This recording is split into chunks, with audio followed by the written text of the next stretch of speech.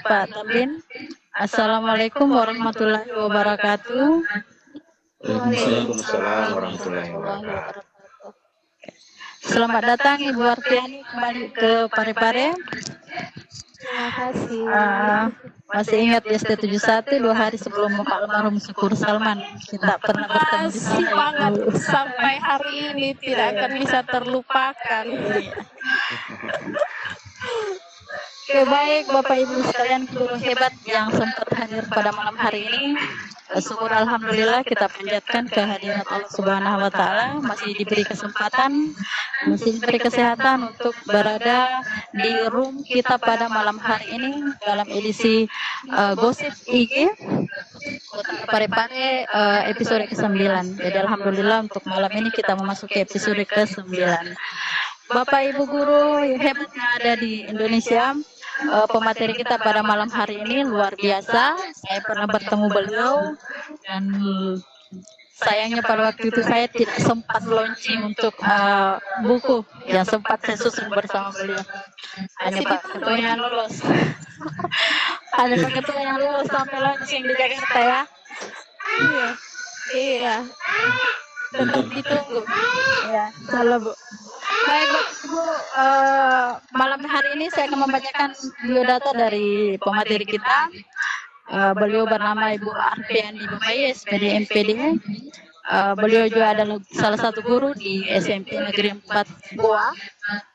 Selain itu, beliau juga adalah Wakil Ketua IG Wilayah Sulawesi Selatan, Kepala Pusdiklat IG SSLC Makassar, founder kanal Sagu Sama Pro IG, pelatih nasional Sagu Saku, Sagu Sakti, Sagu Satak, Sagu Manisan, Sagu Sapres, dan yang lain-lain. Kemudian beliau juga adalah penulis buku. Salah satu bukunya adalah Analogi Proyek Asa Tak Berujung, kemudian Langkah Mudah Melakukan Penelitian Tindakan Kelas, dan masih banyak buku-buku beliau lagi yang tidak bisa saya sebutkan satu persatu. Untuk mengefisienkan waktu kita pada malam hari ini, waktu dan tempat saya persilahkan kepada Ibu Arfiani untuk memaparkan materinya. Oke, terima kasih Ibu Haida. Assalamualaikum warahmatullahi wabarakatuh. Selamat malam para guru hebat. Terima kasih sudah mengundang saya kembali masuk ke Gosip Parepare yang selama ini kita selalu bertatap langsung face to face. Nah, malam ini kita ada di Webex event bersama apa ya gosip ya? Iya, gosip Ibu. Go online apa ya? Go online sharing IG Kota Parepare. Iya, go online sharing IG Parepare. Ya, Keren. Oke, daripada gosip yang lain nih Bu, jadi lebih baik cari gosip-gosip bermutu. Kita gosip edukasi ya. Oke Ibu, silahkan. Alhamdulillah kita masih bisa berjumpa kembali meski tadi saya sempat blank ya. Tadi itu saya ada rencana. Saya diingatkan nih ada webinar malam ini, jadi ya, alhamdulillah. Allah masih memberikan kita kesehatan sampai dengan hari ini. Kita tetap semangat berbagi, insya Allah. Meskipun stay at home. Ya, kegiatan kita saya sejak diumumkan libur sejak tanggal 17 Maret ya. Iya. Harus sekali ke sekolah. Tapi aktivitas di depan laptop seperti ini tidak pernah berhenti. Mengayomi anak-anak, alhamdulillah sampai dengan hari ini, sampai kemarin kita evaluasi untuk pembelajaran daring lancar ya. Dan Tuhan selalu memberkati kita, memberikan keberkahan apalagi bulan suci Ramadan. Oke. Selain di sini, saya hanya ingin memperkenalkan Sagu Sama Pro itu. Saya share screen dulu ya.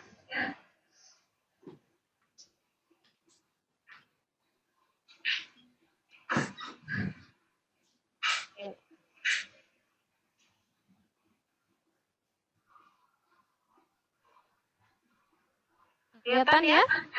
Ya. Oke. Ini saja. Sagu Sama Pro itu sebenarnya salah satu kanal yang yang masuk pada 84 kanal pelatihan IKI yang kita diresmikan itu disahkan di SSLC pada bulan April ya kalau tidak salah itu. Bulan April 2018 menyusul dari 64 kanal. Sagu Sama Pro merupakan salah satu hasil TOC FIS itu. Dan Sagu Sama Pro ini menginspirasi saya itu dari sebenarnya dari pengalaman-pengalaman yang saya peroleh karena mencari sesuatu baru yang membuat peserta didik kita tidak bosan.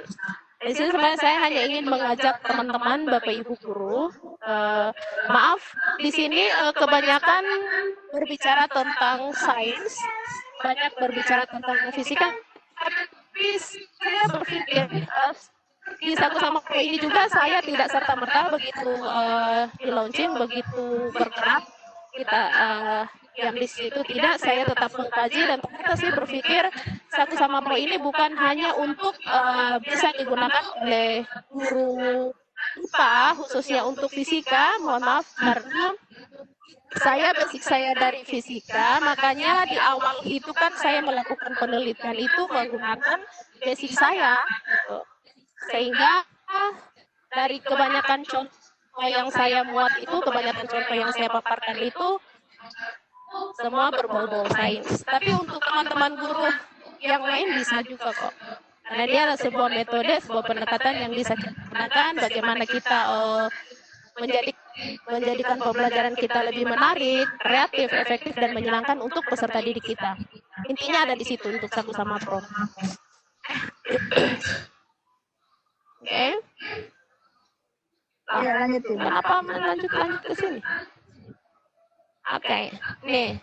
Nah, jadi untuk Sagu Sama Pro itu sebenarnya bagi guru-guru yang kreatif, ya, itu akan lebih terampil untuk mengembangkan kreasinya dan inovasinya di pembelajaran. Jadi sebenarnya tinggal dari kita, ya. Jadi bagaimana kita menunjukkan arti sesungguhnya yang benar-benar sangat diperlukan untuk menjelaskan konsep-konsep di luar dari jangkauan panca indera manusia.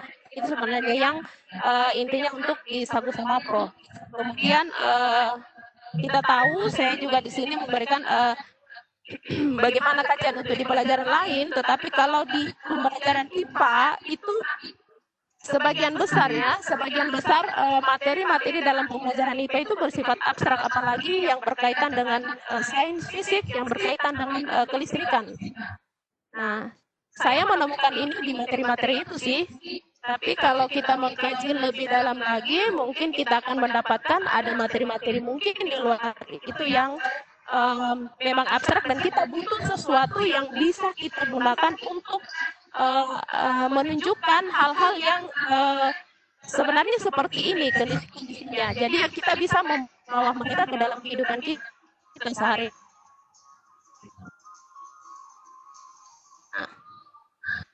Nah, sampai juga ini juga saya baru menyadari ternyata setelah saya mengikuti TOT Guru Inti di Surabaya, saya mendapatkan buku saya sudah di-launching tahun 2018 Januari itu sudah terbit bukunya.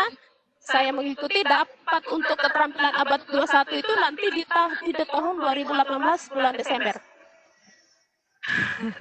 Ternyata di awalnya saya sudah ada, nanti Bapak Ibu bisa Pak Seksul itu, Pak Ketua itu memegang buku saya satu. Iya. Saya lagi menunggu ini ada masukan apa untuk isi revisinya, karena saya sudah 3 kali. Ini sudah naik cetak yang keempat, ya sudah 4 kali cetak. Belum ada masukan, jadi saya masih ada sedikit revisi sih, tapi dari saya sendiri, untuk dari pembaca belum ada yang konfirmasi. Padahal saya sudah cetakan keempat ini untuk Sagu Sama Pro. Iya Pak Ipul, ayo Pak Ipul. Iya. Dikombin dengan stand nantinya. Oke, iya. Insya Allah. Jadi arahnya kita sebenarnya ke situ sih, sebenarnya arahnya ke situ. Cuman kan kita, saya sendiri masih tetap terus untuk mengkaji mau dibawa ke mana sebenarnya Sagu Sama Pro itu untuk pendekatan analogi proyeknya itu. Gitu. Dan ternyata ini juga saya dapatkan, saya peroleh itu di Desember 2018. Saya berpikir ternyata saya sudah menemukan duluan, baru mulai ada bermunculan. Alhamdulillah. Begitu aja orang suka mengacak-acak aja. Ya, jadi salah satunya. Jadi ini sebenarnya Sagu Sama Pro ini saya dapatkan dari itu istilahnya suka mengacak-acak, tidak dapat di Sagu Sama Pro. Tidak kecak salah Ji. Tidak kecak salah Ji Ibu. Alhamdulillah tidak. Oke. Jadi di sini saya hanya ingin memperkenalkan ya, seperti apa sih analogi project itu. Nah, intinya jadi ini dia. Jadi Unpro itu sebenarnya saya adopsi dari analogi dan project. Yang project sendiri itu dari model pembelajaran apalagi? Kenapa saya blank? Terlalu semangat masuk di pare-pare ini. Basis project. Aduh, dari itu apa bedanya? Ya. Jadi ini saya combine dari analogi dan project. Ya, kalau project kan itu yang discovery learning dia JBL. Ya, dari model pembelajaran project based learning, ya, saya combine dengan analogi. Jadi mengambil kesamaan antara materi yang akan kita ajarkan dengan fenomena fisik yang ditemukan anak-anak itu di dalam kehidupan sehari-hari. Jadi kita di sini dasarnya bagaimana kita memudahkan mereka untuk memahami apa yang akan mereka pelajari. Jadi dengan menemukan kesamaan sifat yang ada, menemukan kesamaan sifat fisik yang ada pada materi pembelajaran dengan di kehidupan mereka itu akan lebih memudahkan mereka untuk memahami apa yang mereka pelajari. Jadi memang mereka itu benar-benar ada di dalamnya, tidak seperti gini. Ketika kita mengajarkan listrik misalnya, lagi-lagi saya kembali ke listrik ya. Maaf, ya. Biasanya ada juga listrik Ibu. Iya. Nah, soalnya ini kan ini secara umum, cuman kebetulan karena ini memang hasil makaca di fisika, di listrik, akhirnya muncul ini ya. Mudah-mudahan bisa diaplikasikan oleh pelajaran lain itu. Dan kita kan intinya bagaimana membuat sesuatu. Saya intinya gini. Saya itu orang tidak bisa diam dengan apa yang sudah saya dapatkan satu. Kenapa? Karena saya hanya ingin mencari. Anak itu selalu mau penasaran dengan pelajaran kita. Itu intinya. Saya selalu ingin mereka, ini ibu dia bawa apa lagi di kelas? Ini ibu apa lagi ini? Saya selalu ingin membuat mereka itu penasaran sehingga setiap saya tidak berada di kelas pasti bilang, Bu, kenapa tidak masuk di kelas? Tunggu dulu, nak mangang.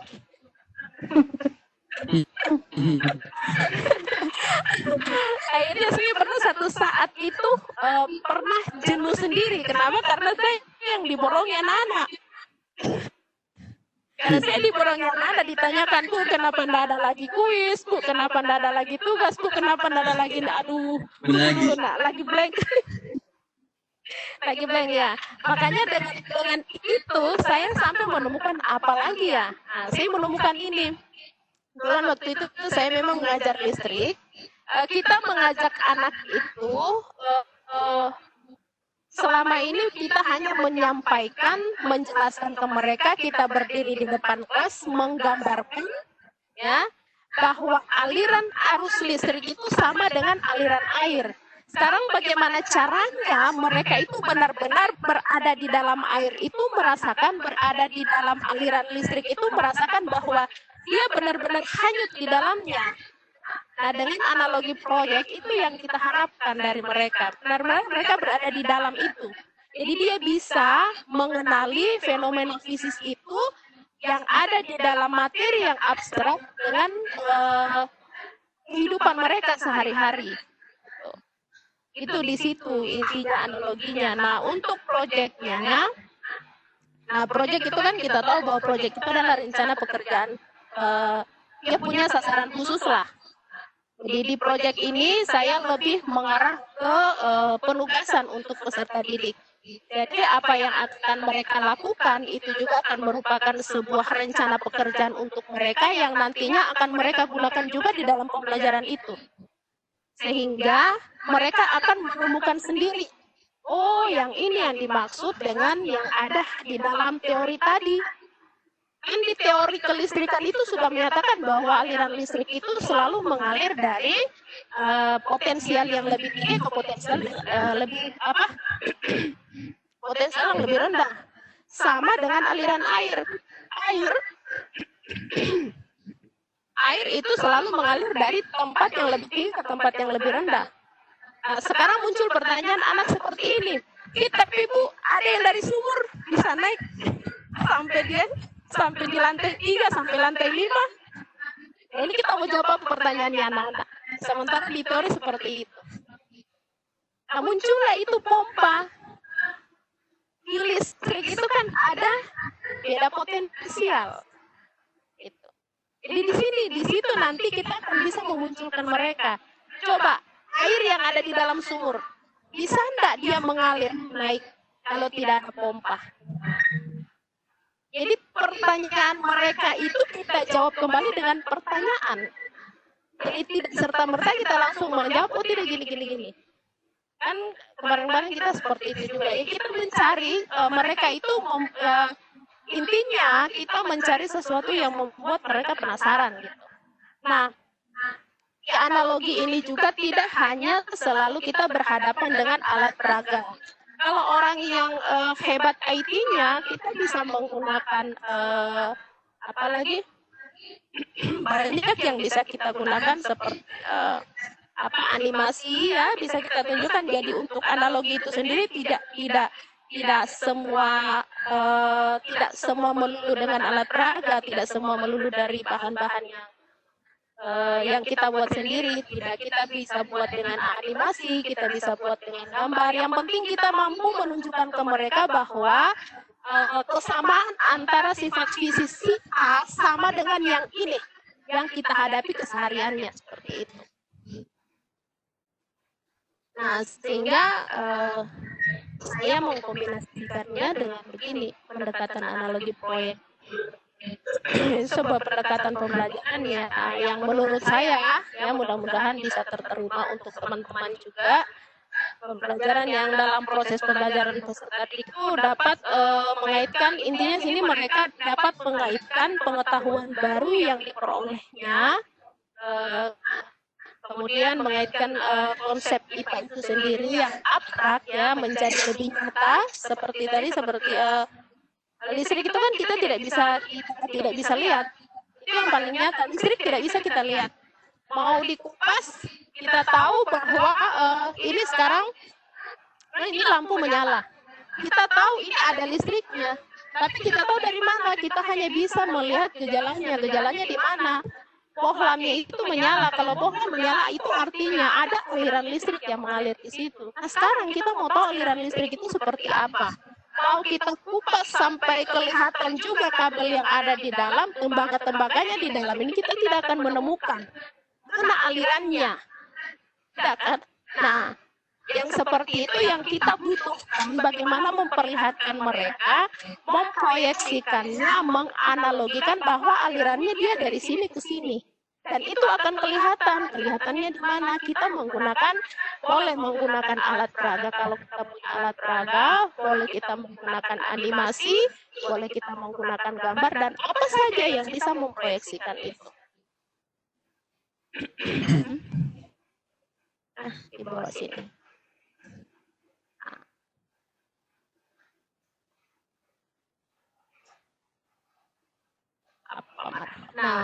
Nah, jadi Bapak Ibu untuk fokus pendekatan analogi, jadi fokusnya tentunya untuk membantu guru dan memberi informasi penjelasan konsep, terutama konsep-konsep yang bersifat abstrak. Ya, yang kita butuhkan memang benar-benar untuk memperlihatkan sesuatu yang tidak jelas, yang tidak bisa dilihat dengan panca indera,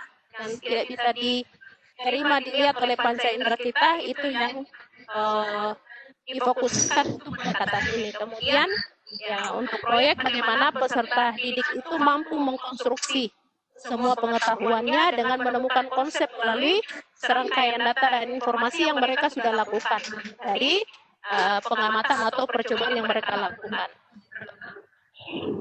Nah, ini ada salah satu contoh. Ini salah satu contoh yang ini gambar ada di bawah.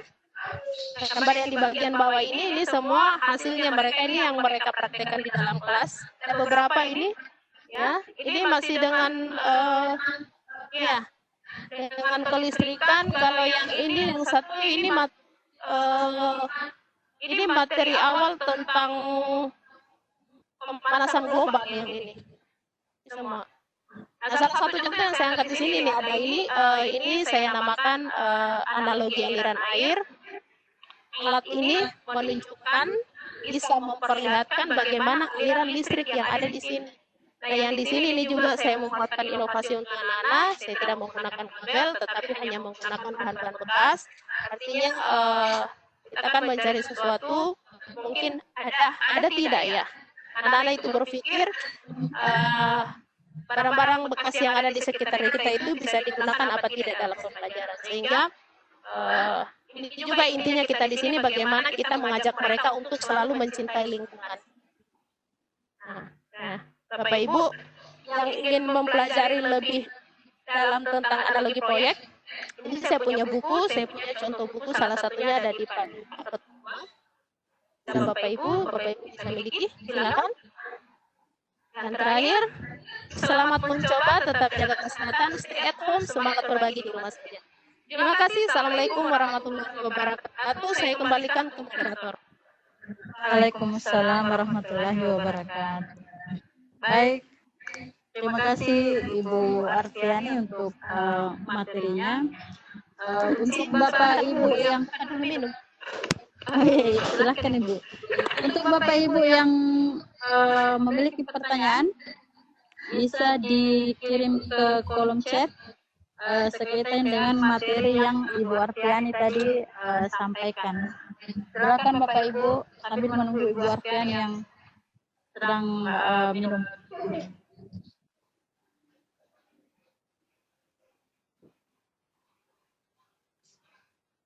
Ya. Ibu moderator, silakan. hari ini menunggu Ibu Artiani kembali di posisi, saya sampaikan ke peserta bahwa kami juga sudah membagikan link untuk bergabung di grup dan daftar hadir untuk materi hari ini. Silakan yang memanfaatkan waktunya untuk bertanya dapat tanya atau juga mengangkat tangannya. Saya kembalikan kepada Ibu Haida. Ya baik, Bapak Ibu sekalian yang ingin mengajukan pertanyaan, silahkan bisa mengangkat tangan, bisa juga mengirimkan di kolom chat. Informasi berikutnya, link daftar hadir itu sudah dikirimkan oleh Pak Tamrin. Silahkan Bapak Ibu untuk mengisi presensinya. Bapak Ibu silahkan, Bapak Ibu ada yang mau bertanya? Terlalu khusus untuk guru-guru SD kayaknya memang ini agak abstrak ya, karena pembelajarannya tentang fisika. Jadi ini mungkin agak-agak lebih bagus untuk yang lanjutan, khusus untuk SMP, materi SMP kayaknya lebih kena. Kalau SD itu kan materinya agak umum kalau untuk IPA. Bapak Ibu dipersilahkan, tapi tidak menutup kemungkinan Bapak Ibu ya yang mengajar di SD memiliki pertanyaan, boleh diajukan pertanyaannya, kita akan sampaikan ke materi kita. Halo Bapak Ibu, silakan Bapak Ibu. Tidak tidur itu Bapak Ibu. Saya kadang patah pote-pote di sini baru tidur semua. Sampai lagi bilang orang ini kau sendiri lihat. Iya. 8 orang Cina lihat. Betul itu. Baik, Bapak Ibu, ada satu pertanyaan Ibu Arfi, ada satu pertanyaan dari Lestari. Ya. Lestari, bagaimana cara menumbuhkan kreativitas dalam pemanfaatan barang bekas dalam pembelajaran? Bagaimana cara menumbuhkan kreativitas dalam pemanfaatan barang bekas dalam pembelajaran? Oke, silahkan Bu. Oke, terima kasih Ibu Juharti ya. Ibu Lestari. Pertanyaan dari Ibu Lestari ya. Oh, Ibu Lestari ya. Terima kasih pertanyaannya. Bagaimana menumbuhkan kreativitas? Sebenarnya menumbuhkan kreativitas itu sih Bu tergantung dari kita. Kita mau apa, kita mau seperti apa peserta didik kita. Kita sendiri yang nanti mencarinya. Kalau iya, memang contoh-contoh yang saya angkat itu semua rata-rata dari bahan-bahan bekas karena saya ya pastinya bergerak dari penelitian. Seperti apa yang saya sudah sampaikan tadi, saya itu orang yang seperti itu, suka mengacak-acak. Bentar kemana saya lihat. Masalahnya saya kalau di kelas ada yang aneh-aneh saya lihat. Ya, itu Mini bilang karena bilang Pak Ramli itu guru-guru IG itu guru-guru gila. Dalam tanda kutip ya. Iya, betul. Dalam tanda kutip ya. Makanya apa ya? Tapi memang kayaknya sih orangnya seperti itu. Selalu ingin mau kasih jadi apa ini anak-anak mau kasih jadi seperti apa, tapi maksudnya ke arah yang lebih positif ya, mereka lebih menyenangi. Kenapa? Karena saya punya pengalaman dari sekolah itu, makanya saya juga saya orang paling tidak suka sebenarnya belajar fisika waktu SMP. Lah kok saya jadi guru fisika sekarang? Sama. Begitu pas masuk SMA, pemilihan jurusan lolosnya di A1. Masuk perguruan tinggi begitu diseleksi lolosnya di teknik dengan di fisika. Ya saya memilih masuk fisika. Tamat juga mengajar fisika, lanjut S2 juga di fisika. Makanya saya jadi heran. Nah, saya orang dulu yang paling tidak suka ini dengan pelajaran fisika, kok saya sekarang jadi apa ya? Jadi jamuran mie kapang. Jamuran main di anu. Nah, di situ saya mencari. Nanti kita belajar dari pengalaman, benar-benar saya belajar dari pengalaman, apalagi untuk anak SMP yang benar-benar mereka itu masih dalam peralihan. Usia peralihan dari masa kanak-kanak ke masa remaja itu memang benar-benar masih lebih didominasi oleh permainan.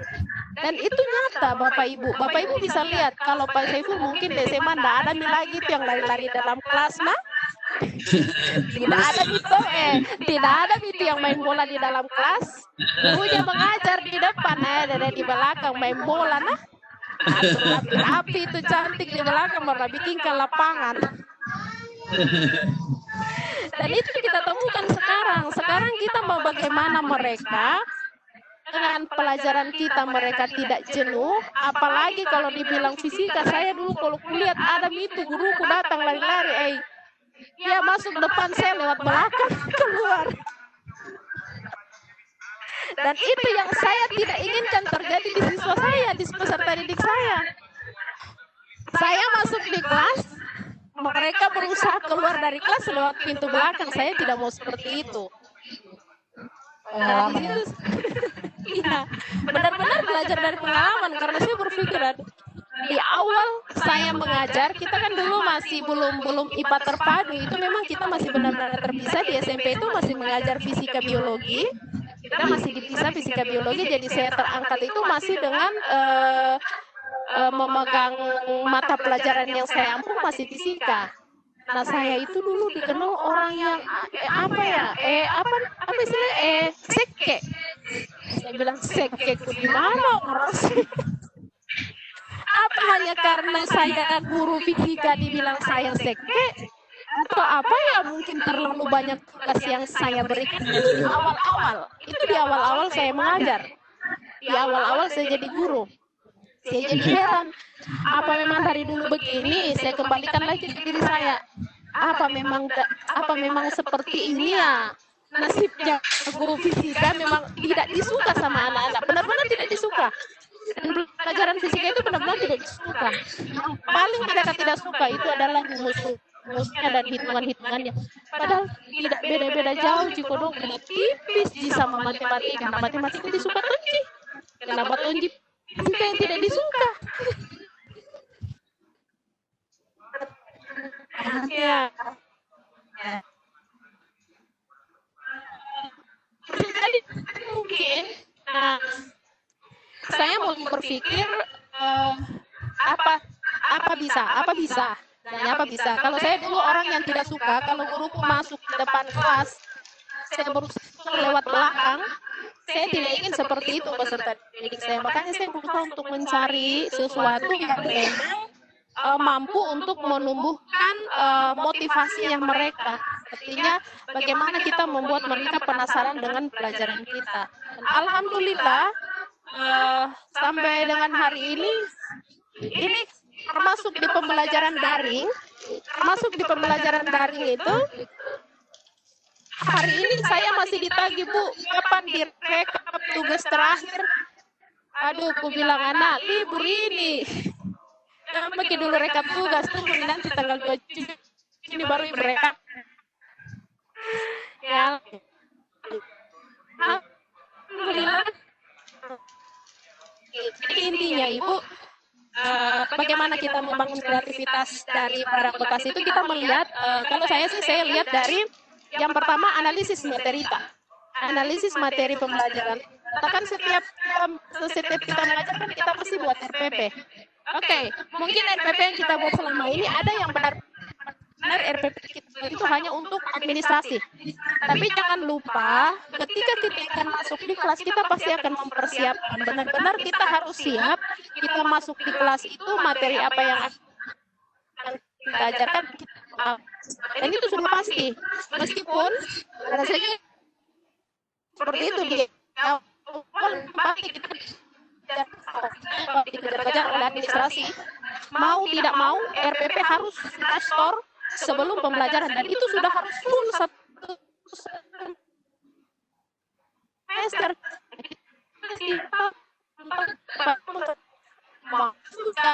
Kalau ada banjir ini mau kemarin kita sudah semua satu semester di awal Maret kita belajar dengan anak-anak hanya melalui, dan alhamdulillah saya bisa vikon dengan mereka. Saya tetap memanfaatkan Webex untuk pembelajaran dengan mereka, kemudian aktif lain itu pembahasan yang saya lakukan, dan selama ini yang ada di kita sudah dengan kondisi kita. Jadi meskipun RPP kita sudah tulis dalam satu semester, ketika kita menemukan sesuatu di dalam kelas kita yang kita temukan itu aneh-aneh, pasti kreativitas kita akan muncul di situ. Dan di situ kita akan butuh apa? Itu. Yang pertama itu. Yang kedua, kita melihat sesuatu. Misalnya, sekolah kita mau adakan, misalnya mau dinilai kebersihan, mau ada penilaian kesehatan, sementara banyak sekali sampah yang berserakan. Pasti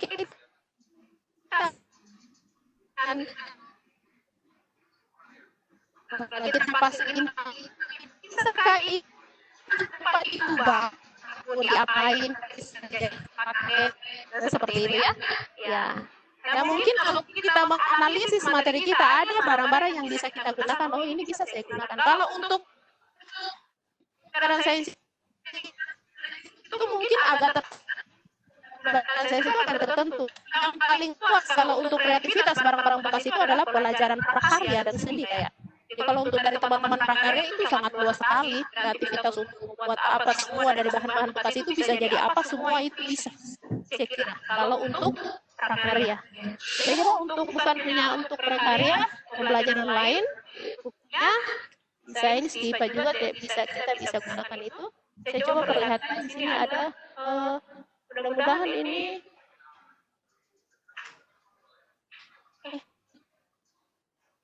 ini tadi ya. Nah, ini contohnya seperti ini. Ini saya cuma pakai botol air mineral yang bekas. Kemudian ini juga kardusnya saya pakai ini styrofoam ini. Styrofoam juga nanti dikumpulkan. Styrofoam bekas yang biasa dipakai untuk besok, ya. Untuk yang penutup makanan juga bisa digunakan. Tapi yang styrofoam itu juga ada ini harus tes karena ada styrofoam yang ya kebanyakan plastiknya, yang bagian luarnya itu ada plastiknya, jadi kan tidak bisa digunakan kalau untuk kelistrikan. Kemudian ini kenapa lagi?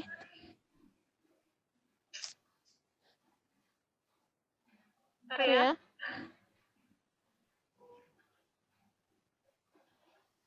Ada apa dengan laptop ini? Mau lagi turun. Tahu. Mau dikecilin lagi sih, Bu. Dikecilin lagi. Iya. Bentar.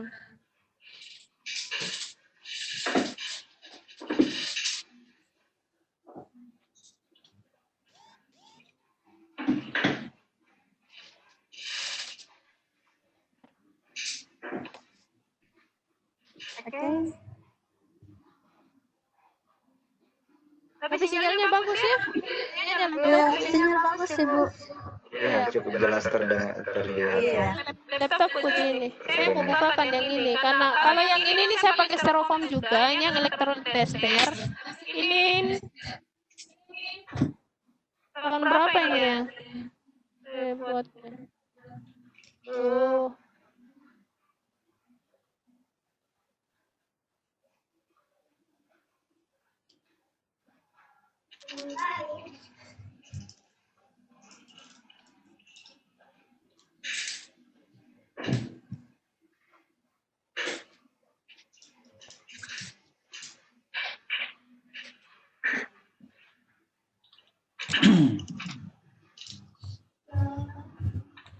Ya. Nah, ini Bapak Ibu, ini paling sederhana. Alat peraga ini saya namakan model kapal selam. Ini alatku pernah dibuang ini waktu di LPMP. waktu saya buat LPMP ini kocaknya teman dia bikin pas dia lempar ini ditendang, dia bilang kau apa itu kayak model cumi saja itu alat ini dibuang di LPMP. Tapi alhamdulillah alat yang sesederhana ini hanya botol, tapi maaf yang seharusnya ini saya ingatkan ya, ini memang ini dari aslinya ini saya tidak ubah-ubah dari sejak awal saya temukan ini saya tidak ubah.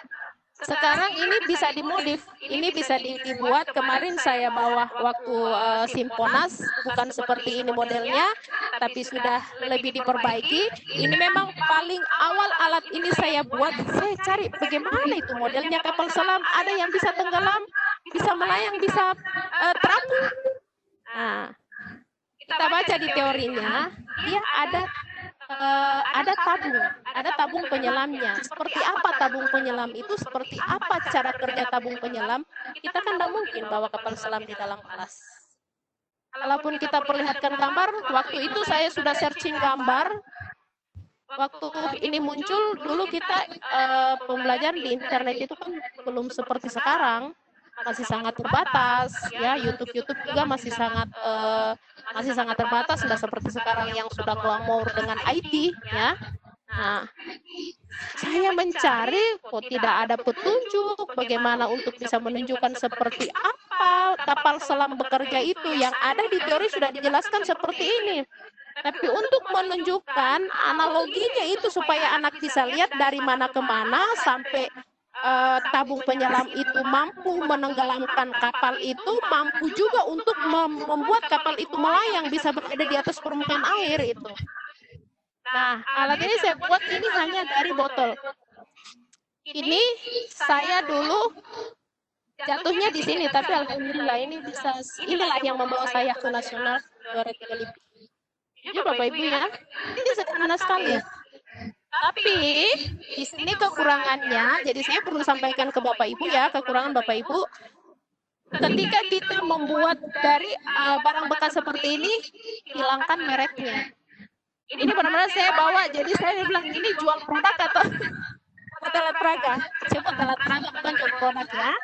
Jadi sekali lagi, kalau mau buat seperti ini, hilangkan produknya. Jadi ini kita bisa buang. Jadi dibuang kulitnya, buang plastik-plastiknya. Pokoknya yang ada produk-produknya itu jangan sampai muncul. Satu. Nah, ini muncul. Jadi ketika ini dicelupkan ke dalam air, salah satu selang ini tenggelam di dalam air. Jadi cara kerjanya ini salah satu tenggelam di dalam air dan salah satunya lagi dihisap dan ditiup. Pada saat kita hisap, air mengalir dari selang yang ada di dalam yang ini. Dari sini, dari salah satu selang yang tenggelam. Gitu. Nah, kalau kita tiup, air juga akan keluar dari sini. Jadi di situ saya dapatkan, oh ilmunya ternyata begini. Kita bisa menganalogikan itu dengan anak-anak. Nah sekarang orang sudah booming animasi, ini bisa dibuat animasi. Jadi tidak usah berpikir kita kembali ke masa old ya. Ini kan muncul ini sebelum berkembangnya, sebelum IT membooming seperti sekarang. Nah ketika sekarang ini sudah muncul, tapi kalau Bapak Ibu masih ingin melihat halaman sekolah kita bersih, ya, mau ada sampah di situ masih bisa kita gunakan, masih bisa kita buat alat peraga seperti apa. Ini tinggal kreativitas kita. Tapi kalau bagi orang yang memang ahli IT, ini bisa dibuatkan animasinya, dibuat seperti apa, tinggal kita gambar. Kalau orang yang ahli itu pasti bisa. Apalagi dengan webnya. Sekarang kan virtual lab itu mau dibuat seperti apa, meledak-meledak pun itu tidak ada masalah.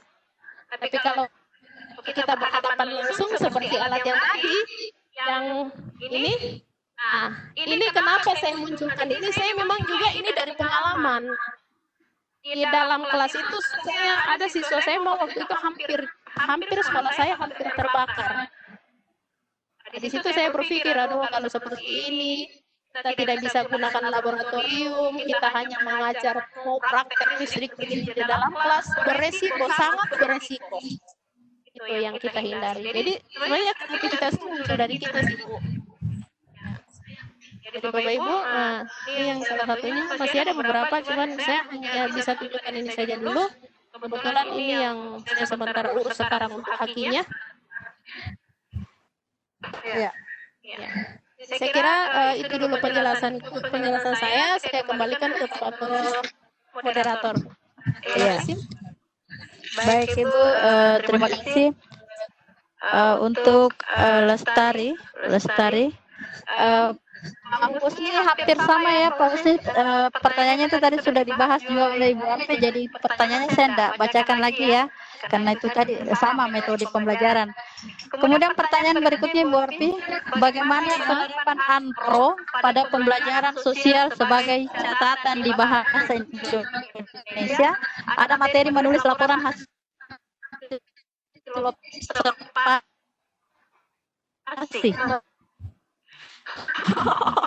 Ini bahasa Indonesia pada saat menulis laporan hasil observasi. Jadi ada materi untuk menuliskan hasil observasi. Nah, bagaimana penerapan ANPRO itu? Dulu saya berpikir dulu karena kalau menuliskan laporan hasil observasi kita lihat ada abstraknya itu di mana, karena kalau yang penerapan metode ANPRO itu ini kan tidak serta merta semua materi dalam satu mapel pun itu tidak semua materi itu bisa kita gunakan ya, kita menyesuaikan, makanya kan ada analisis konsep ya, ada analisis konsep, itu analisis konsep-konsep kita mana yang bisa kita terapkan dengan pendekatan analogi proyek ya. Itu kalau memang tidak bisa diterapkan untuk analogi proyek ya jangan dipaksa lah. Ya, yang ada kita yang keriting rambut enggak. Jadi disesuaikan saja ya. Ya, disesuaikan saja dengan materi. Oke. Jadi Sama dengan model-model pembelajaran yang lain. Artinya dari semua model pembelajaran itu kita memilih mana yang lebih pas, mana yang lebih cocok untuk kita terapkan. Nah, salah satunya ini yang saya angkat. Jadi analogi proyek itu tidak pada semua, ya, tidak pada semua itu. Jadi kita bisa memilih kalau memang ada. Dan memang kalau untuk materi-materi yang abstrak itu memang cocok sekali untuk penerapan analogi proyek. Tapi kalau seperti untuk menuliskan laporan observasi ya. Iya. Kalau laporan observasi saya pikir dia lebih mengarah ke proyek saja ya. Project based learning mungkin ya, atau problem based learning-nya. Iya. Kalau laporan observasi itu. Iya. Iya, kalau laporan observasi, iya, saya lebih cenderung ke problem based learning kayak. Iya. Mereka mencari masalah apa yang ada di luar sana, kemudian melakukan observasi dan tuliskan laporan hasil observasinya. Mungkin seperti itu masukan dari saya. Jadi disesuaikan saja ya dengan materi yang kita lakukan, apakah bisa digunakan anggur itu atau cari pendekatan yang lain. Itu maksudnya ya. Jadi itu tetap menyesuaikan. Analisis konsep dulu. Iya. Oke, pertanyaan berikutnya Ibu dari Ibu Rahmawati. Ini Ibu Rahmawati kendalanya adalah beliau mengajar di sekolah swasta. Kemudian ini SD ya, SD Ibu. Kemudian kondisinya peserta didiknya itu sedikit. Iya. Sedikit dalam satu kelas itu sedikit. Bagaimana metodenya? Tapi kan tidak menjamin bahwa sedikit siswa itu bisa lo dipantau. Seperti kalau banyak siswa, jadi 10 siswa bisa saja kapasitasnya menjadi 25 siswa. Iya, estel toh. Jadi jangan sedikit ya Pak Ketua ya. Dilihat bagaimana aksinya anak itu di kelas. Bagaimana metodenya itu Ibu? Bagaimana metodenya sehingga anggaplah bahwa di dalam kelas itu yang tadinya hanya 10 orang ternyata tingkahnya itu hampir sama dengan 30 orang. Metode kira-kira teknik yang digunakan supaya mereka punya motivasi untuk belajar. Ini kendalanya Ibu Rahmawati. Oh iya, oke. Mudah-mudahan ini mungkin juga sekedar saran saja ya. Mudah-mudahan kita bisa membantu. Dan sebenarnya kalau ini SD-nya SD kelas berapa?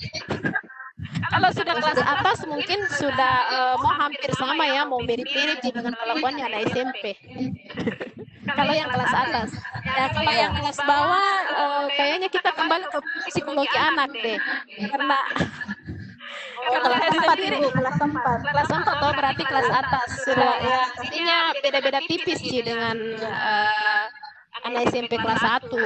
Nah, anak SMP kelas 1 ya, karena kalau itu kan tingkatannya juga sudah dari apalagi dari tingkatan usia Sudah ya. Jadi artinya beda tipis sih. Ya kalau untuk anak yang 10 orang di dalam kelas tapi kelakuannya seperti yang 30 orang, kembali lagi ke kita seperti itu. Kita cari intinya, ibuku saya itu saya bahas juga di situ tentang apa ya Pak Saiful? Ada gaya belajar. Jadi kita harus pahami, makanya kenapa saya mengangkat di situ gaya belajar, karena kita juga menentukan metode, menentukan pendekatan, model pembelajaran untuk peserta didik kita. Kita harus tahu juga gaya belajar anak kita itu seperti apa. Itu juga yang harus kita sesuaikan. Mereka senang tidak dengan model yang kita terapkan? Senang tidak dengan pendekatan atau metode yang kita terapkan untuk mereka? Jangan-jangan malah apa yang ingin kita terapkan itu hanya membuat mereka jadi jenuh. Gitu. Jadi tetap kita berangkat dari analisis konsep, kemudian kenapa kita harus ada deteksi dini. Di deteksi dini, nah itulah salah satu kami kalau di gua memang salah satu kelebihan kami di setiap sebelum memulai pelajaran itu kami memang ada deteksi dini. Jadi di deteksi dini itu minimal kita bisa tahu kemampuan dasar anak seperti apa, gaya belajar anak ini seperti apa, keinginan mereka seperti apa. Jadi kita belajar dari apa yang mereka inginkan, bukan dari apa yang kita inginkan. Nah, analogi proyek ini pun Jadi analogi proyek ini pun muncul dari keinginan saya untuk mencari tahu mereka apa sih yang mereka inginkan dari pelajaran saya, dan muncul dengan analogi proyek seperti itu, Bapak Ibu. Jadi ketika Bapak Ibu akan menemukan sesuatu yang betul-betul diinginkan oleh peserta didik Bapak Ibu, maka Bapak Ibu akan menemukan kreativitas Bapak Ibu sendiri. Saya kira itu yang bisa saya sampaikan. Jadi kalau untuk pembelajaran metode anak SD itu juga kita harus paham, karena yang lebih tahu kemampuan peserta didik, yang lebih tahu gaya belajar mereka itu adalah kita, guru mereka, gitu kan? Jadi kita sudah tahu ini anak-anak seperti apa, kita pasti tahu ini anak setiap hari gayanya seperti ini anak kalau dia belajar seperti ini. Di situ yang harus kita tahu, dan kita carikan mereka kelompokan yang suka ribut, yang tidak suka ya, jadi kembali ke pengelompokannya lagi. Jadi jangan dikelompokkan yang sama-sama tukang ribut, dikelompokkan satu kelompok. Tidak ada yang jadi, tidak ada yang beres. Nah, jadi tetap kembali ke analisis, kembali kita deteksi peserta didik kita, lihat kemampuannya mereka di mana, kita mau kelompokkan dengan siapa. Jadi intinya kalau di pengelompokan, kalau di analogi proyek itu kan pastinya mereka akan bekerja berkelompok, ya, mereka akan bekerja berkelompok dan akan sharing di dalam kelompoknya. Otomatis di dalam kelompok itu kita butuh peserta didik yang pengetahuannya di atas rata-rata, pengetahuannya yang rata-rata, dan ada yang low. Jadi kalau yang low jangan lagi kita kelompokkan dengan yang low semua. Ya, sebar mereka. Jadi kan intinya di situ di pengelompokan itu. Jadi untuk penerapan analogi proyek itu sebenarnya kita mau cari di mana, kita harus tahu mereka senang atau tidak. Iya. Jadi karakter anak-anak lagi ya. Kembali ke karakternya peserta didik. Ya. Baik, ya, ke Pak Ketua silakan. Ya. Makasih. Kalau saya membaca bukunya Ibu Arfi itu, saya nyambung sekali ya. Karena kebetulan saya guru fisika gitu. Kebetulan saya guru fisika aja. Tetapi Bapak Ibu sekalian ya. Bapak Ibu sekalian, coba kita pikirkan bahwa buku itu tidak untuk pembelajaran fisika saja. Sama seperti kita membahas tentang, kita sama-sama mempelajari PBP ya, pembelajaran berbasis proyek. Gitu. Nah itu mulai dari taman kanak-kanak ya sampai perguruan tinggi itu adalah metode yang sangat enak, sangat bagus untuk digunakan. Karena kenapa? Anak-anak betul-betul aktif, mereka merencanakan, kemudian mereka mendesain, kemudian menganalisis, kemudian merancang ya sampai menjadi sebuah proyek ya. Jadi sebuah proyek yang sesuai dengan yang diinginkan, dan tidak harus proyeknya itu jadi ya, karena yang terutama yang di sini yang dibahas adalah bagaimana melakukan kegiatan tersebut gitu. Nah seperti pembelajaran fikih ya, ini kan kebetulan saya di madrasah ya, dari apa yang saya baca dari Bu yang pernah dijelaskan oleh Bu Arfi pada materinya itu, saya contohkan karena gini, kalau fisika kan terbagi dua memang, fisika klasik dan fisika modern. Yang dibahas di sini yang fisika modern, ini yang terkadang tidak bisa didapatkan langsung bahannya, seperti umpama planet-planet. Tidak mungkin kita mendatangkan planet, menimbang bumi, menimbang bulan, tidak mungkin. Nah inilah yang sangat dibutuhkan dengan analogi, gitu. Nah kita lakukan dengan cara proyek. Gitu. Begitu juga dengan virus ya COVID-19 ya, tidak akan bisa kita lihat ya, dan dia akan 10 mikron. Jadi harus kita menggunakan analogi untuk bisa membahasnya. Nah begitu pula juga di mata pelajaran lain, contohnya fikih ya, kaifiat jenazah ya, tidak mungkin kita ambil jenazah untuk kita sholatkan bersama kan gitu. Saya lari duluan. Kita melakukan analogi, sehingga kemudian kita buatkan proyek. anak-anak melakukannya, dan saya yakin dengan metode itu jauh-jauh lebih hebat dibanding menjelaskan di papan tulis bagaimana tata cara memandikan jenazah umpama. Ya, itu menakutkan lagi, ya. Tetapi kalau mereka melakukannya justru tidak, dengan cara yang senang, enjoy, ya. Jangan dimarahin anak-anak kalau lagi ketawa atau lagi apa, biarkan mereka enjoy. Nah, itu yang saya bisa tangkap dari bukunya Ibu, dan sangat bagus dijelaskan sampai teman kanak-kanak saja, ya, sampai yang tidak bisa didatangkan ke sekolah.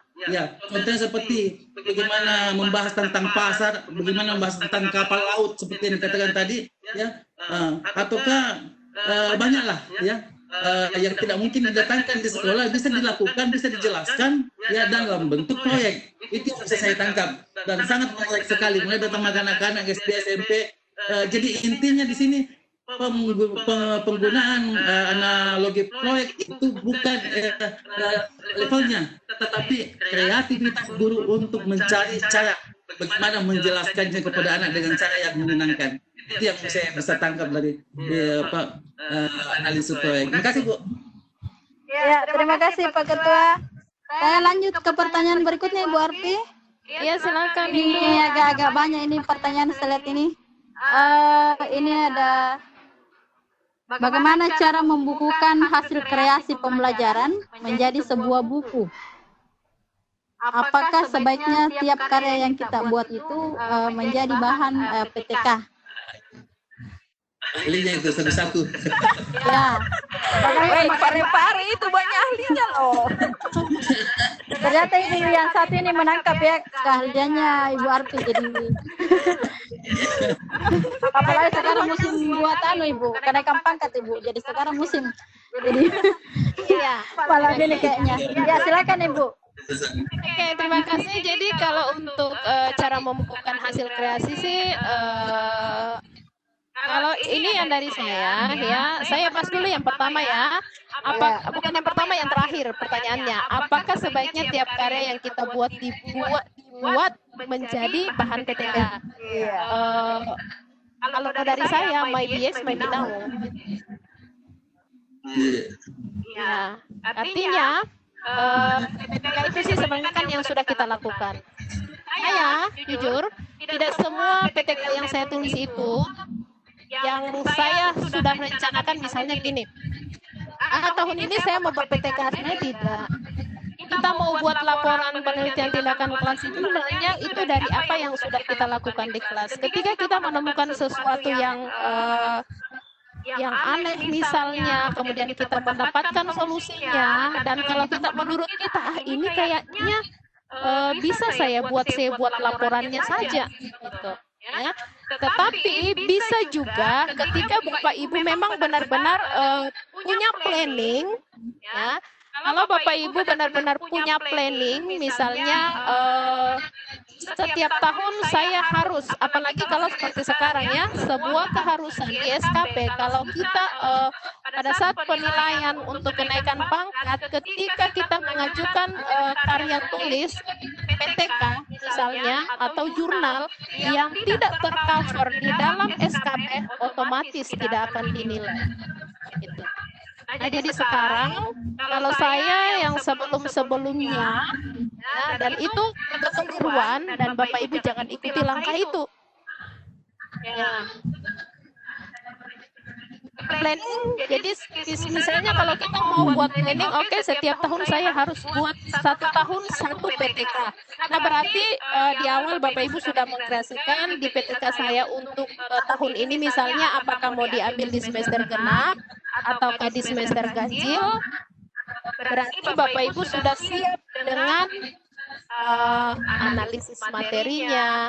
Kalau mau diambil model pembelajaran yang diangkat sudah siap dengan modelnya. Dan yang utama adalah kita mencari di kelas mana kira-kira, dan saya kira planning itu disesuaikan, tidak serta-merta langsung kita mau penelitian di kelas ini. Ya, dan kita mencari kelas mana yang memang benar-benar. Jadi kalau PTK itu bukan hanya sekedar untuk menghasilkan sebuah karya, Tetapi kita tujuan untuk PTK itu sebenarnya intinya adalah bagaimana kita memperbaiki pembelajaran kita di kelas. Ketika kita sudah memperbaiki pembelajaran di dalam kelas, otomatis pada saat kita membuat laporannya itu akan tersusun dengan sendirinya. Oh, ternyata seperti ini. Dan Bapak Ibu di PTK itu tidak harus ya. Jadi ada juga yang pernah bertanyakan begini, apakah memang jadi jangan ya ada data misalnya ya, karena data kan kadang ada yang linearnya tidak penuh, tapi mungkin ada yang jatuh sedikit ya, tapi kalau kita tarik itu bisa nyambung sih, tapi ada kesalahan sedikit ya, memang di situ bisa memungkinkan ada kesalahan yang bisa kita lakukan. Nah di situ kesalahan yang bisa kita lakukan, di situlah ada yang taraf nyatanya gitu, yang 0,5% misalnya. Nah kesalahan kita jangan serta-merta kita membuat setiap hasil misalnya ya, orang kan selalu berpikir begini, kalau kita buat PTK itu selalu mau hasilnya bagus, tidak seperti itu. Dipaksakan berhasil. Iya, tidak harus dipaksakan berhasil. Nah ketika kita misalnya melakukan satu penelitian dan itu tidak berhasil, berarti kita harus cari, oh berarti ini tidak cocok untuk kelas ini. Dan saya ada beberapa yang saya lakukan seperti itu. Jadi kita harus, di kesimpulan kita harus menyampaikan bahwa metode ini hanya cocok untuk diajarkan pada anak seperti ini. Untuk anak seperti ini masih kurang cocok.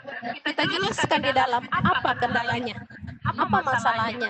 Ini harus kita perbaiki.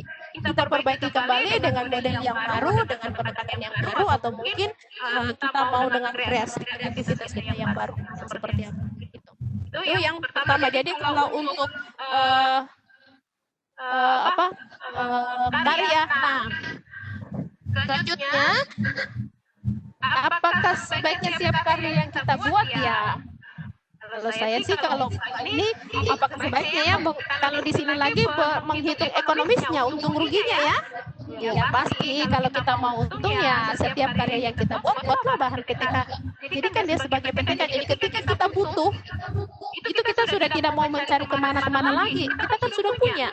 Jadi kalau saya selama ini setiap ada alat yang saya buat, misalnya saya mau coba terapkan di kelas, pasti setelah itu saya buatkan laporannya. Tapi kan laporan itu tidak maksudnya tidak harus mau diapakan, yang jelasnya sudah dibuat laporannya ketika saya punya laporan yang ini bisa saya buat, ini bisa saya pakai seperti itu. Jadi dibuat saja, disimpan. Ketika kita butuh, tidak setengah mati begitu mencari itu. Apalagi kalau pas di lapangan planning, saya tidak sempat buat. Jadi sebenarnya selama ini saya membuat saja, saya buat saja apa yang ingin saya buat. Setiap tahun itu saya planning, saya buat penelitian, dan ketika tiba saatnya misalnya ada lomba ini, buatkan saya kirimkan, lihat seperti apa strukturnya, kita mengikuti strukturnya panitia di sana seperti itu. Makanya kenapa kita siap saja. Jadi apalagi kalau mau ikut lomba-lomba ke tingkat nasional, yang penting kita siapkan punya karya. Begitu kita tahu ada lomba, kita bisa langsung, kita sudah siap, kita punya beberapa karya, kita punya beberapa naskah, tinggal mengikuti aturan main yang ada di dalamnya. Saya seperti itu selama ini. Makanya itu yang bermunculan lu lagi ada yang istilahnya 4L, tapi kan saya berpikir lu lagi dia lagi karena cuma dia juga dan dia lagi yang mau seperti itu. Iya, betul. Iya.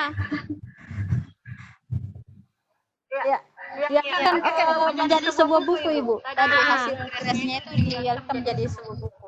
Oke. Nah, kalau untuk kreasinya dijadikan sebuah buku, contohnya buku saya yang analogi proyek. Ya, tadi saya sudah perlihatkan di gambarnya. Saya bisa perlihatkan. Saya punya buku.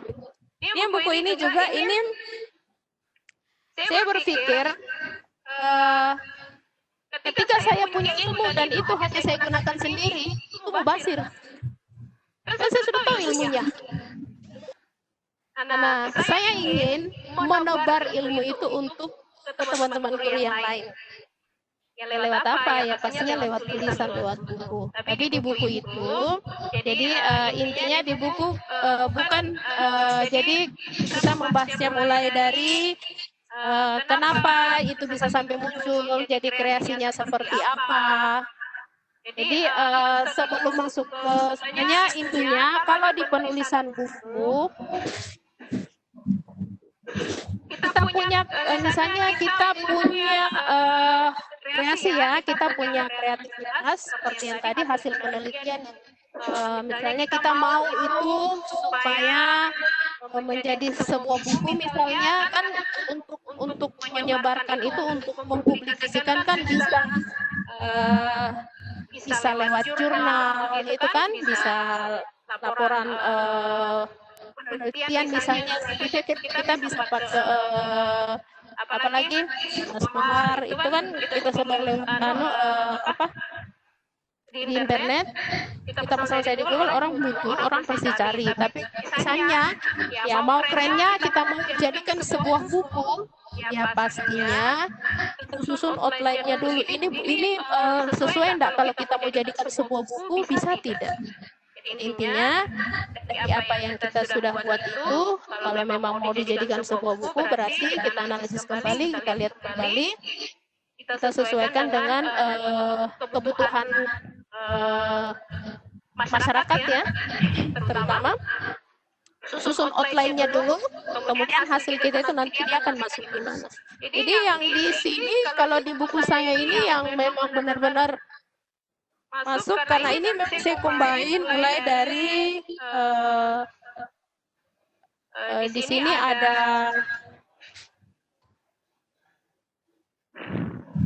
ya, jadi saya juga bahas tentang gaya belajar supaya maksudnya apa yang kita ingin terapkan itu benar-benar bisa bermanfaat untuk orang banyak, bisa bermanfaat untuk teman-teman guru di lapangan. Nah, jadi nanti di buku juga kita itu akan membahas lebih gamblang kalau memang itu hasil kreativitas kita. Karena kan kalau di karya tulis itu biasanya kan terbatas, penjelasan kita sangat terbatas, kan? Nah, kalau kita sudah jadikan buku, itu kita tidak akan dibatasi oleh halaman, kan? Ya tidak akan dibatasi oleh halaman, jadi kita bisa menjelaskannya secara luas, secara gamblang. Nanti hasilnya seperti apa, kreativitasnya kita itu bagaimana. Ya, jadi kalau untuk mengumpulkan hasil kreasi kita, tetap kita dasarnya itu dari online. Kita mau jadikan apa, seperti buku saya yang analogi proyek itu, tidak serta-merta langsung analogi proyeknya yang saya bahas di dalam, tapi kita harus juga supaya itu bisa benar-benar bermanfaat ilmunya untuk teman-teman guru dan untuk halayak umum misalnya yang memang benar-benar membutuhkan ilmunya. Kita kaji kenapa analogi proyek itu bisa muncul, bagaimana untuk menerapkannya. Ya, otomatis kita perlu mengetahui, kita perlu menganalisis konsepnya seperti apa, kita harus tahu gaya belajar seperti apa. Jadi kemarin itu yang di buku saya yang benar-benar bahas tentang analogi proyek seragam itu ada di bab 5 kayaknya. Bab 5 itu tentang analogi proyek dalam pembelajaran itu dan efektivitasnya. Jadi efektivitas kreasi kita yang kita sudah buat itu yang kita jelaskan secara gamblang di dalam. Selebihnya itu adalah tinggal bagaimana kita mengkait-kaitkan mulai dari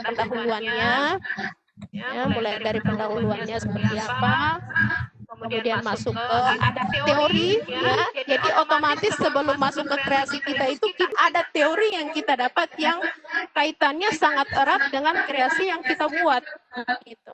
Kemudian masuk ke kreativitas kita, silakan dijelaskan. Oke. Sebenarnya kalau untuk menjelaskan cara membukukannya hasil sebenarnya ini ada kelas online kini Bu Arfi ini. Iya, ada satu kita harus punya training tersendiri untuk membahas buku sebenarnya, karena kalau bahas buku itu lebih luas sih. Silakan daftar di saku-saku itu kalau mau buku di saku-saku ada tersedia kan. Kalau di Parepare itu kelas saku-sakunya itu. Ya, alhamdulillah. Iya. Pakai sponsornya. Ada tuh ketua situ sponsornya itu kalau saku-saku. Iya. Saya Masternya ada di Parepare loh. iya, kok sandalan kita nih nggak bisa gabung lagi ada. Iya, lagi ada keperluan jadi nggak bisa gabung. Oh, iya. Iya, saya Oke, Bu. ya. 2018 ya, Pak? Pak siapa ya? 2018 ya? Ya, Iya. Iya, 2018. 2018 saya datang di situ kasih materi, tidak sempat ketemu dengan Iya. almarhum ketua waktu itu. beberapa hari sebelum. Iya. 2 hari. Setelah itu menerima kabar beliau sakit, masih sempat datang menjenguk di rumah sakit. Terakhirnya ya datang melayat. Allah subhanallah, saya dengan beliau itu sebelum sama-sama menjadi anggota IGI, sebelum bergabung di IGI, kita alhamdulillah sudah kenal duluan dengan beliau. Itu jauh sebelum jadi pengurus IGI. Jadi sebenarnya saya sebelum jalan-jalan ke Parepare itu saya sudah kenal dengan beliau.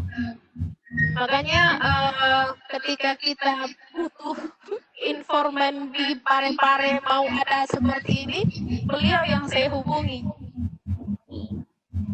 Akhirnya beliau yang diangkat menjadi ketua di sana. Iya. Iya. Jadi melo ini. Iya. Betul. Saya kemarin waktu diminta laporan, waktu diminta laporan bongkar-bongkar dokumen, aduh, begitu banyak ketika dapat ketemu dengan almarhum Pak Sukur, ketemu dengan almarhum foto-fotonya Pak Basman, ketemu dengan foto-foto almarhum Pak siapa? Pak Rashid. Allah. Iya. Produktif sekali Pak Iya. sebagai guru. Iya. Iya. Silakan saya kembalikan ke Ibu. Iya, jangan di melo-melo dulu ini, Bu. Masih banyak pertanyaan. Intermezzo saja. Baik, Ibu. Lagi berkaitan dengan PTK tadi, apakah PTK yang khusus untuk Dubak itu, apakah ada masa berlakunya, Ibu? Oh, ada. Jadi kalau tahun ini kita buat PTK, berapa lama PTK itu masa berlakunya? Oh, nah, kalau untuk kita gunakan kenaikan pangkat, yang penting jangan kita buat itu di bawahnya TMT SK kita. Jadi kalau misalnya kita punya SK 1 April 2018, yang di bawahnya 1 April 2018. Jadi yang bisa berlaku itu di atasnya dari 1 April 2018. Jadi usahakanlah kita memulai untuk planning itu Juni misalnya dari Juni Desember 2018 sampai seterusnya. Kalau untuk PTK-nya itu tidak ada kadaluarsanya sebelum kita gunakan untuk kenaikan pangkat. Yang penting tetap masuk di SKP, jadi planningnya tetap ada di SKP kita. Dan ketika itu tidak ada di dalam SKP ya berarti tidak akan bisa dihitung. Tuh.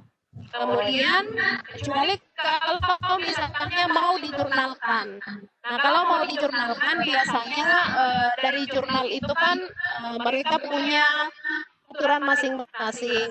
Ada yang aturannya di situ hanya misalnya karya tulis atau PTK minimal 2 tahun terakhir. Jadi kalau misalnya tahun 2018 atau tahun 2020 ini kita mau jurnalkan karya tulisnya kita, berarti kita hanya boleh pakai karya tulis yang kita sudah buat di 2018 atau 2019. Karena dia hanya minta 2 tahun terakhir misalnya. Ada juga yang biasa dia masih menerima untuk karya tulis buatan 3 tahun terakhir. Berarti bisa dari kalau kita mau terbitkan dijurnalkan untuk 2020 berarti masih bisa dari 2017. Kalau untuk dijurnalkan itu yang ada kadaluarsanya. Tapi kalau untuk kenaikan pangkat teman-teman di Dukap yang dianggap kadaluarsa itu kalau dia sebelum TMT SK terakhir kita. Jadi nanti setelah TMT SK terakhir baru mulai bisa dihitung. Jadi kalau SK terakhir 1 April 2018, maka yang boleh dihitung mulai dari di atasnya April, di Mei atau Juni dan seterusnya. Oke, Bapak Ibu saya ingatkan kembali untuk mengisi daftar hadir. Daftar hadir sudah dikirim di kolom chat. Silakan Bapak Ibu mengisi daftar hadirnya. Terkait masih PTK Ibu. Iya, silakan. Contoh laporan alat peraga, adakah yang bisa Ibu Arfi tampilkan? Kemudian itu kan misalnya di pelaporan contoh alat peraga itu kan ada lampiran-lampirannya Ibu. Apa-apa saja yang dipersiapkan untuk itu. Kalau misalnya kita buat alat peraga, kemudian kan dibuatkan laporan. Iya. Oh, alat peraganya yang mau dibuatkan laporannya. Peraga yang dibuat. Oh, ini. Iya. Ada kalau saya punya, ini saya punya contoh seperti ini ntar ya. Saya buka dulu. Saya punya satu contoh laporan alat peraga masih entar. Ini.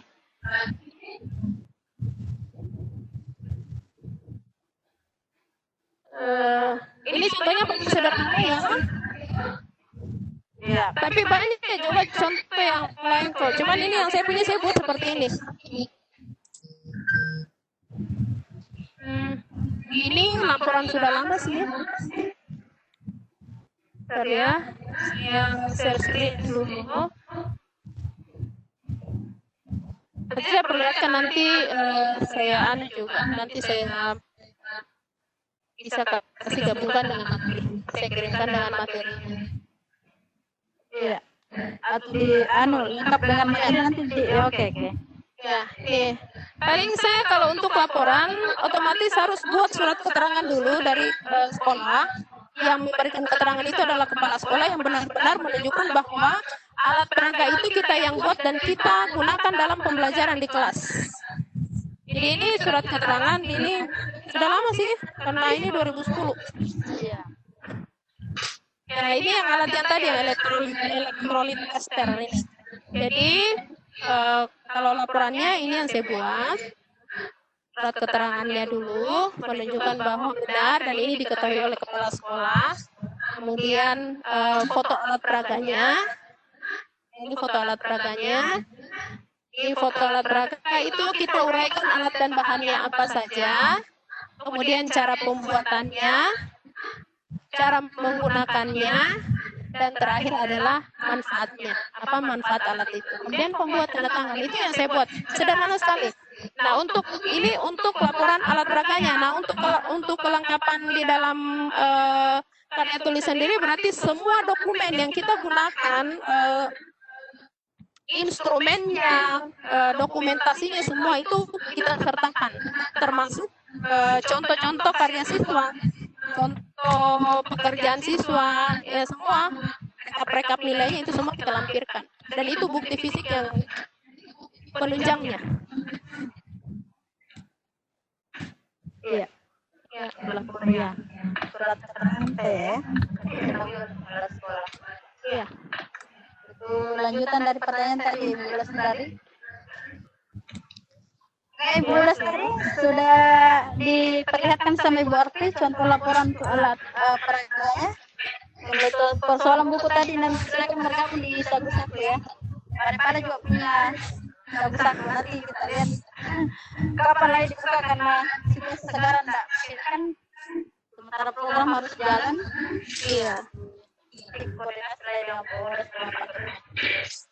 Oke, Bapak Ibu yang berminat untuk menulis buku ada saku-saku nanti terbuka baru kita sama-sama menulisnya di sana. Baik, Ibu Arfi masih ada pertanyaan ini? Silakan. Pak Tamrin masih bisa digunakan waktu Pak Tamrin? Sampai jam berapa? Halo Pak Tamrin. Jangan sampai subuh, jangan Pak Tamrin ini ketiduran.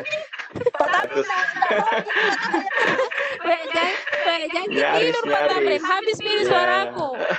Sahur kita ini Bu.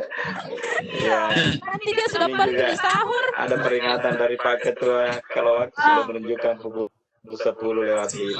Sementara Pak ini saking menariknya Menarik materi sekali. ini, banyak yang antusias menuliskan pertanyaannya melalui kolom chat, bahkan banyak yang angkat tangan dan belum mendapat kesempatan untuk diberikan kesempatan bertanya.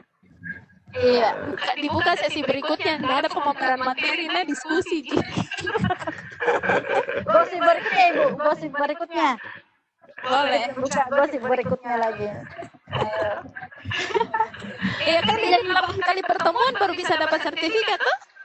Iya, begitu. Iya, sampai 8 Iya. kali pertemuan. Ya, karena kan dihitung 32 jam. Kalau cuma 2 jam berarti memang bukan anu. Kalau memang mau dihitung pelatihan, ya memang harus seperti itu. Ya.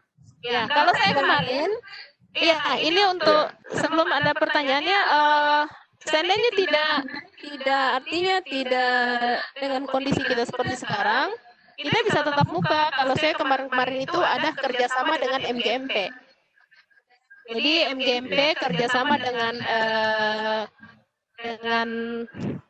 kalau foundernya berarti dengan saya, tapi kalau kedepannya saya berharap jangan dengan founder, tapi kerjasamanya dengan Pusdiklat ya. Jadi nanti MGMP-nya yang kerjasama dengan Pusdiklat. Nah, kemarin saya beberapa Ibu, ketua MGMP Pak Tamrin. boleh. Iya. Jadi kita adakan tatap muka. Jadi di tatap muka itu saya yang waktu kerjasama dengan beberapa MGMP dari beberapa kabupaten itu caranya kita dua hari kita pakai tatap muka. Jadi memang ada proses.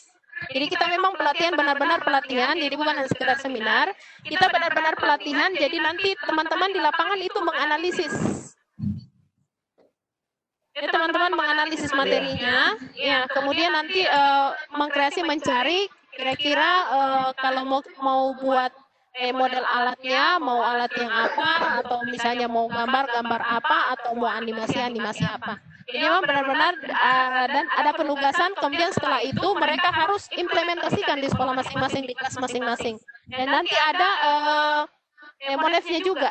Jadi kita bisa tahu ini benar-benar terlaksana atau tidak. Nah hasilnya bisa berlanjut. Jadi nanti hasil dari penelitian itu, hasil dari pelatihan itu sebenarnya poinnya bisa pindah karena di pelatihannya dapat sertifikat 32 jam tentunya, karena itu yang biasa diuber-uber. Karena saya sertifikatnya diuber ya. Nah, hasil pelatihan tentunya itu ya. Kemudian di lapangan, karena itu mereka mengaplikasikan di lapangan, itu bisa jadi laporan karya tulis. Jadi bisa dipetekakan. Berhasil tidaknya kan nanti kita lihat apakah ini cocok untuk sekolahnya, untuk daerahnya, untuk kelasnya atau tidak.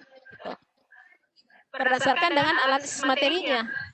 Nah, ketika itu dia bisa jadikan jadi karya tulis, mau diakui karya tulisnya otomatis diseminarkan. Mau poin lagi diseminarkan. Kan kalau tidak diseminarkan tidak dihitung 4. Cuma 1 hitungannya, cuma buat karya tulis. Nanti diseminarkan baru bisa dihitung 4. Baru disimpan di perpustakaan sekolah. Seperti itu. Itu kemarin yang kita lakukan seperti itu. Tapi kan kondisi seperti sekarang, ya mungkin nanti insya Allah satu waktu, kalau memang dari IGI Parepare bisa bekerja sama, atau dari MGMP bisa bekerja sama dengan IGI Parepare, kemudian mengajukan permintaannya ke Pusdiklat, insya Allah silakan, kami siap melayani. Pak Tamrin, ayo cepat Pak Tamrin. Sudah dalam video dari Buangki. Ya. Iya, kita berharap pandemi ini segera berlalu dan hal-hal yang positif bisa diagendakan. Amin, insya Allah. Meningkatkan kompetensi kita sama-sama. Ya, baik. Waktu yang dijadwalkan sudah hampir selesai.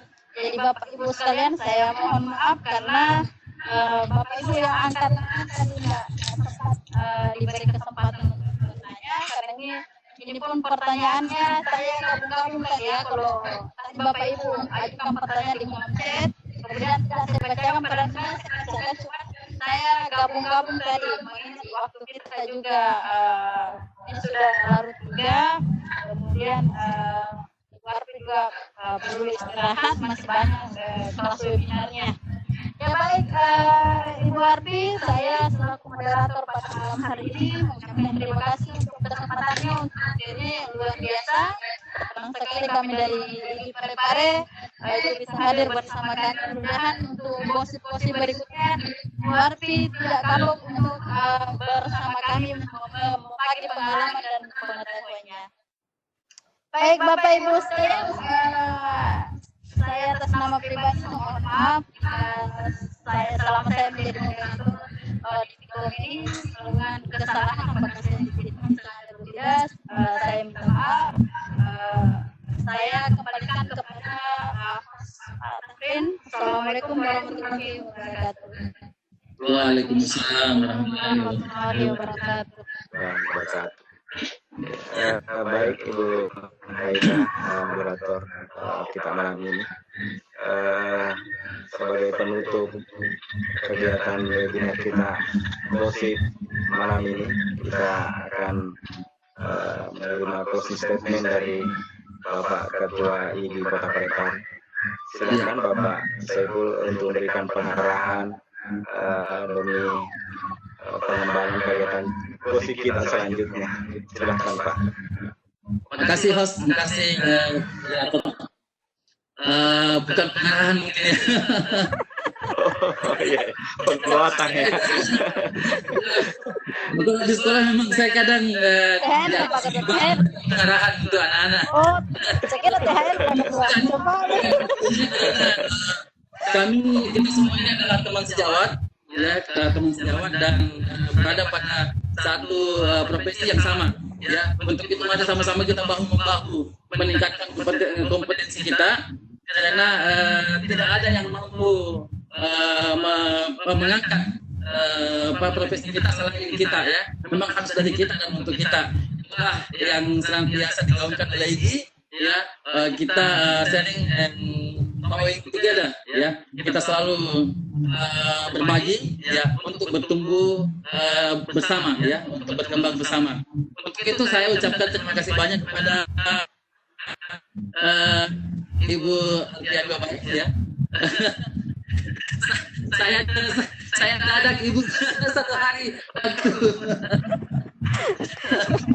Ini bahaya penodongan ini namanya. Tutup dulu baru mau gosip. Ibu jadi Ibu Arti bukan kali ini Bu Arti akan muncul di musik, ya, untuk bertemu dengan teman-teman IGI.